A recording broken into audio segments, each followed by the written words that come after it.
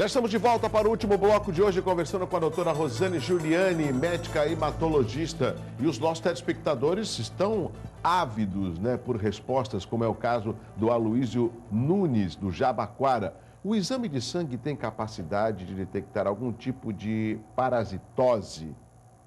O Aloísio pergunta.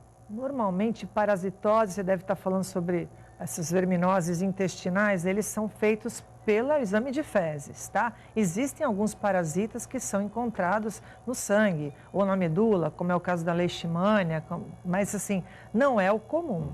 Mas assim, no exame de sangue, uma das células chamada eosinófilo pode estar um pouquinho aumentado além do normal, que chama a atenção do médico para uma provável parasitose. Eu não sei se eu consegui responder para você. Vamos a mais uma pergunta aqui do nosso telespectador. Vamos lá, a pergunta. Olá, doutor. Meu nome é Eduardo, eu moro aqui no Marapé, em Santos. A minha pergunta é o seguinte: se alguém na minha família teve anemia, é possível alguém da minha família herdar essa anemia? É uma bela de uma família, né? É possível ou não? Bom dia, Eduardo. Sua família é tão bonita como a minha. Eu também tenho 3 filhos maravilhosos. Mas se você tiver um caso na família de anemia hereditária, claro, é aquele caso, por exemplo, que eu falei da anemia falciforme ou da talassemia, e tem umas outras anemias aí. Mas se você teve uma anemia por falta de ferro, por exemplo, uma anemia ferropriva, que é muito comum em criança, né? Criança que não come, que é chatinha e tal, isso não é hereditário, isso não passa para os outros. Tá certo. O Hamilton Pérez, do Boqueirão, em Santos. A baixa produção de HDL positivo é fruto do quê? HDL positivo? Hamilton, o HDL é um dos subtipos do colesterol. Que é o bom colesterol, não é? Esse é o colesterol bom. Então, assim, isso daí tem todo um metabolismo à parte que não tem a ver com doença do sangue. Isso tem a ver com boa alimentação, fatores genéticos, o uso ou não de medicação. Aí é uma coisa que o seu médico tem que olhar por você. Doutora Rosane, um outro aspecto com relação ao tema na qual a senhora discorre muita propriedade, qual a prevenção que nós podemos ter com relação ao sangue? É uma atividade física, é uma boa alimentação, é tomar bastante água, porque eu também ouço pouco. Não, eu faço isso porque eu quero que o meu sangue esteja sempre com muitas vitaminas e uma quantidade significativa para que eu esteja disposto. Eu nunca ouvi. Qual a atividade, qual o segredo para ter um bom sangue? Eu acho que tudo que a gente precisa está na feira.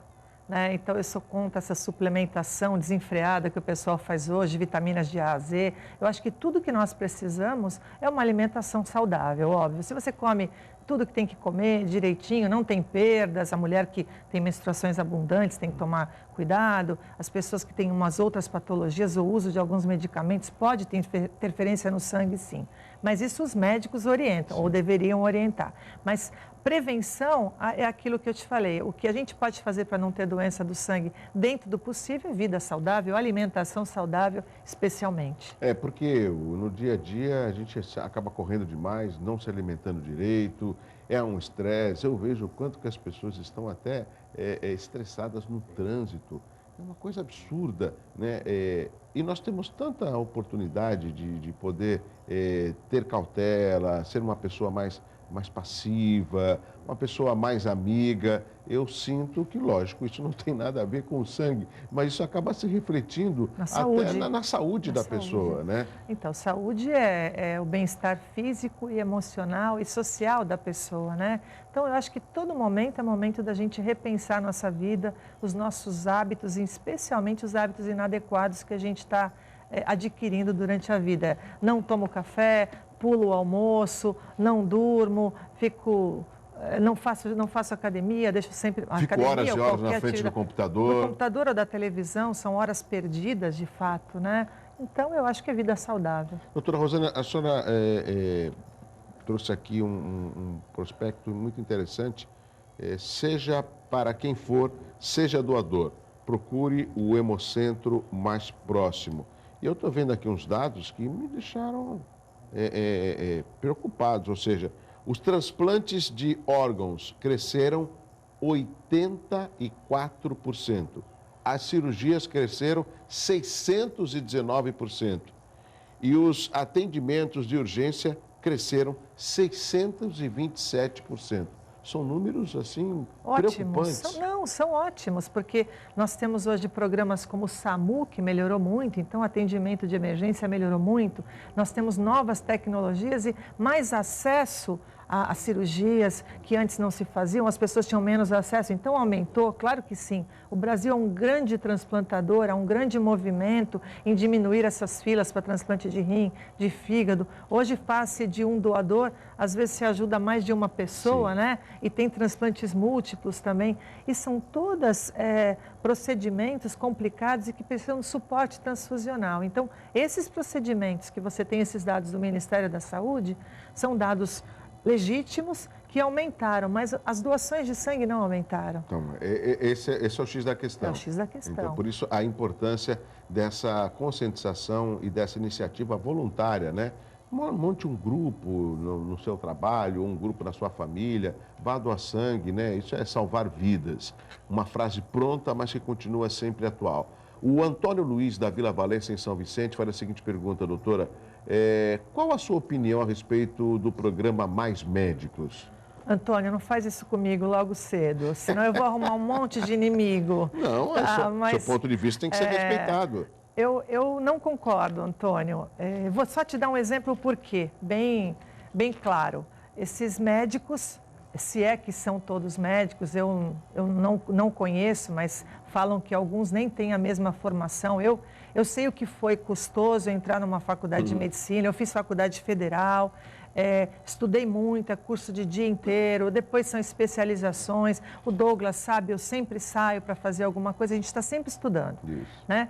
Então, eles querem colocar médicos em rincões em que os brasileiros, em tese, não vão. Por que os médicos brasileiros não vão?